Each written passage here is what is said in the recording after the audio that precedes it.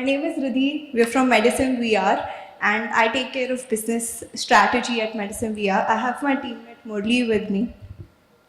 My name is Murli. I take care of the operations part of Medicine VR.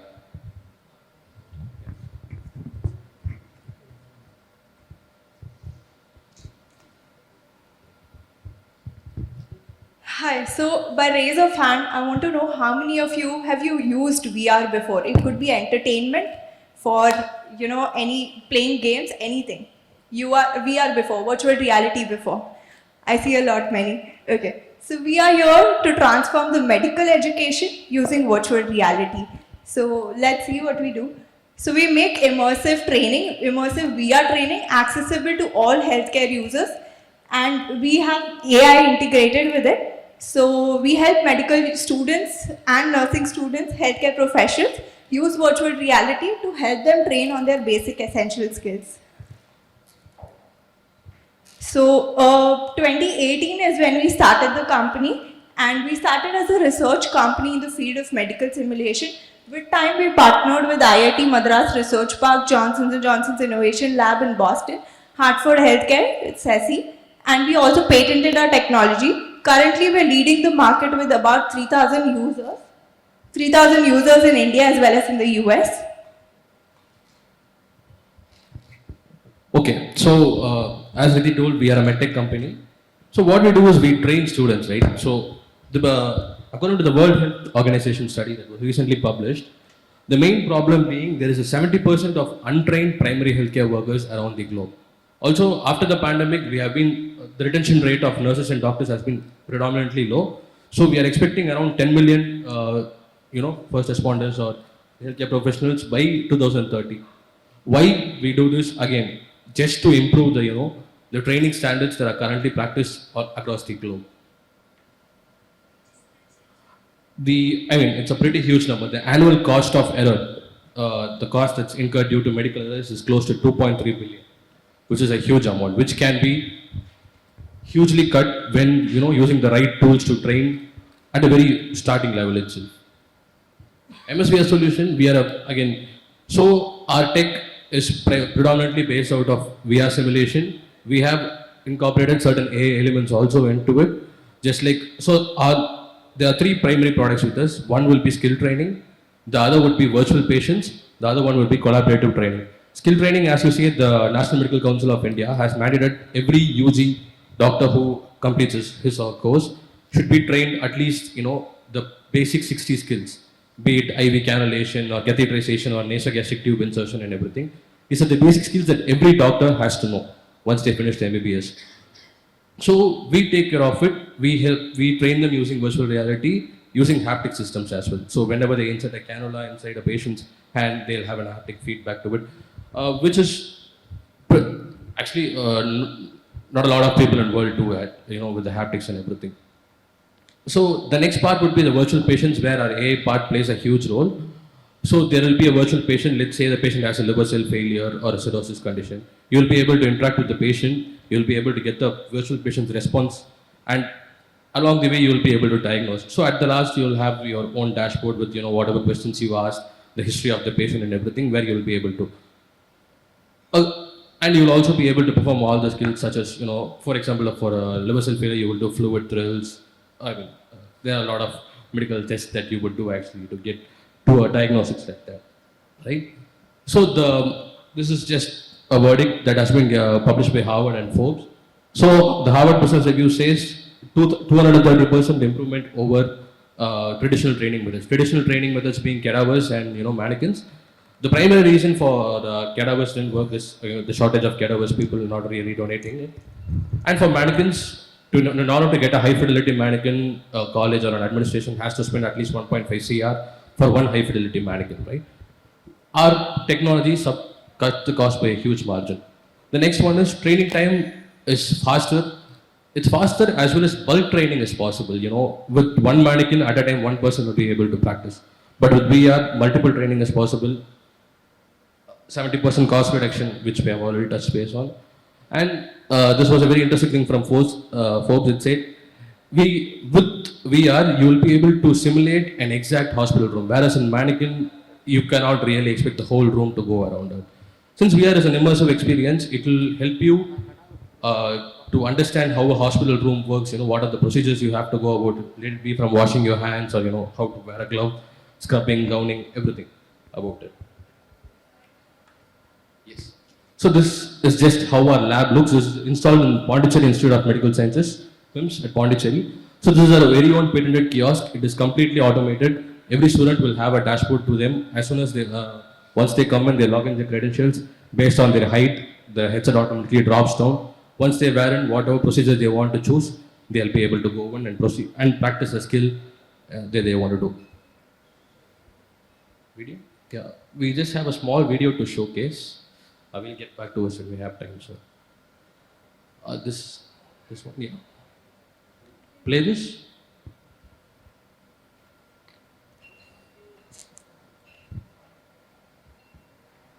Just a short video. This is the user dashboard that we have. Once they enter their credentials, they'll be able to log in and they can choose which skill they want to learn on.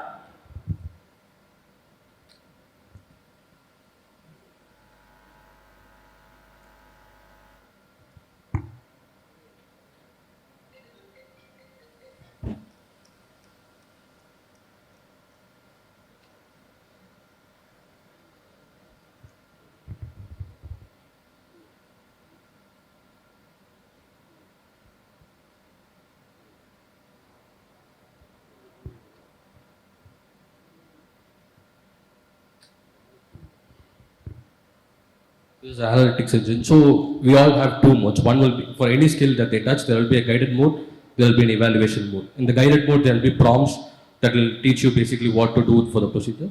In the evaluation mode, it will be a blank slate. You can do whatever you want to do for the procedure, but every procedure has a weightage. For example, the critical steps have more points.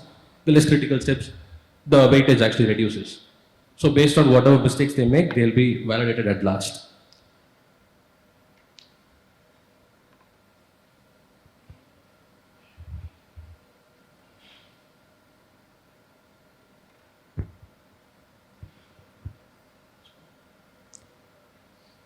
Ms. Riddhi, your time is up. Thank you.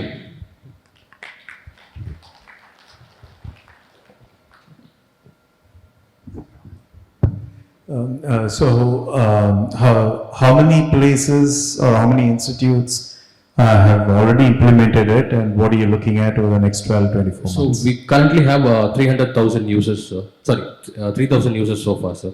That's students or? Students and some nurses as well from Kaveri and Ceci from US. We're also tied up with Harvard Healthcare as well as Hartford in US. So they'll also be primarily using. So our initial study was based out of US, Ceci. 25 nurse practitioners actually trained over us. They gave us the study on how to go about it. That was an initial study that we did. So we are aiming at 10,000 users in the next 2 quarters.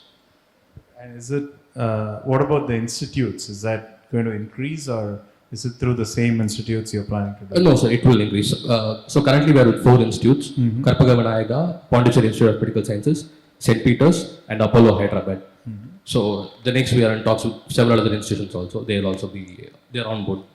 We've recently partnered with Central Government Healthcare Sector Skill Council based out of Delhi, and we will have a center of excellence with them where we are going to train nurses and other AHS and other healthcare professionals on certificate programs.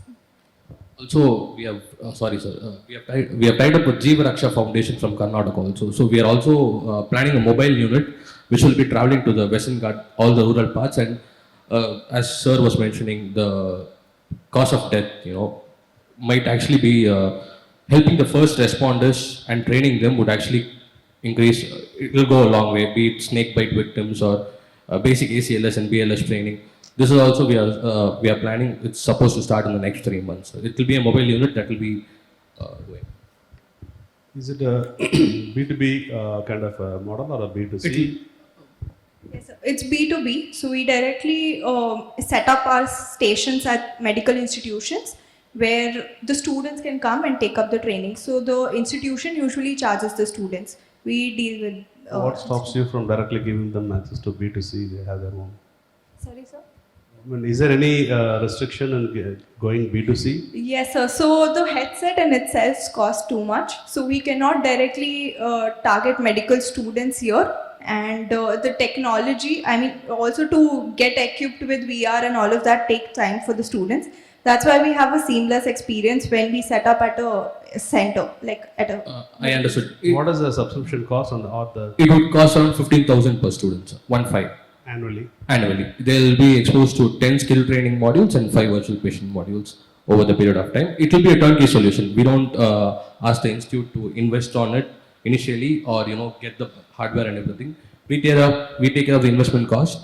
We set up the lab, including the hardware and the initial subscription and everything, sir. You said that you have some patent registered on this. Yes, sir. What is that patent? So it's for our the platform that we develop on. So it's our own platform. So what happens is people generally use Unity or Unreal to create on content. So what we have is we have our own game engine. Once we input the scenarios, it will automatically generate a skill training session for it. So we have patented that tech. We have also patented a surgical simulator, a laparoscopic simulator also. We have surgically patented it. Do you have different stages of training? This? We do, sir. So we start off with anatomy for second years, the basic human anatomy. Then the third years, based on it again varies with country and the curriculum as well, sir. For in India, some people would actually want the skills that we give for fourth years for US and third years itself. So we have a module of 60 plus modules in our library. So we give the freedom of to the institution to choose which modules has to go to which years.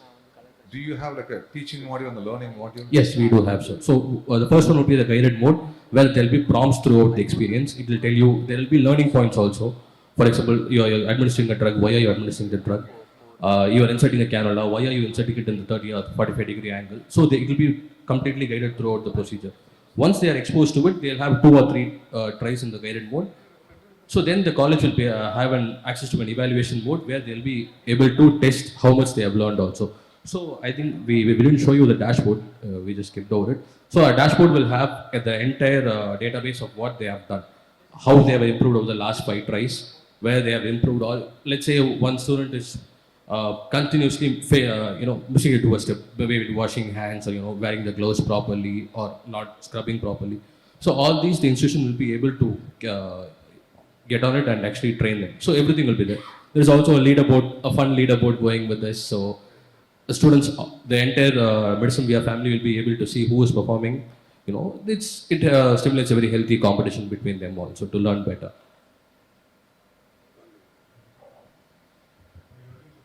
Are you looking for funds? So what's your burn rate now? How big is your dev team?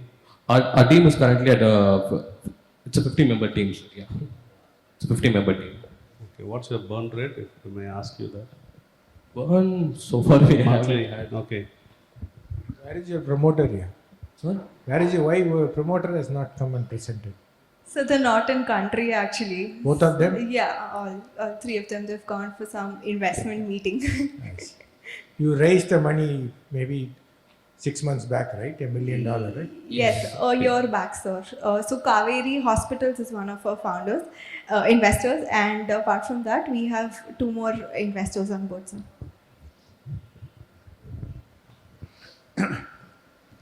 Your promoters are all doctors? Or? Yes, sir. So we do have a 5-member medical team. Our founders, one of our founders is a doctor. He is a surgeon by practice, general surgeon by practice, Dr. Aditya Swami. He practices out of Dr. Vijay, at Vijaya Hospitals. He comes from a doctor family. The other 2, the other founder is completely into business. The other founder takes care of the tech part. So it's a culmination of all 3. And so with the doctor, we have a 5-member medical team, MBBS and PG graduates who help us with the content as well. Our board members include Dr. Gianluca, the simulation authority figure in the world. He works for Harvard. Also Dr. Dinkapai from MGM Healthcare. Among your partners, among your clients, are there any skills development companies or all of them are medtech? Only pure. So far it has been medical colleges and hospitals. Sir. No nursing colleges, no. Nursing college, wherever we have set up, for example at PIMS we have set up the whole lab setup. Sir. The nursing students are also using this thing. For them the fee structure might slightly vary and the content according to. There is significant overlap between an MBBS graduate and this thing. So there's slight variations. Thank you. Thank you, sir. Thank you. Thank you.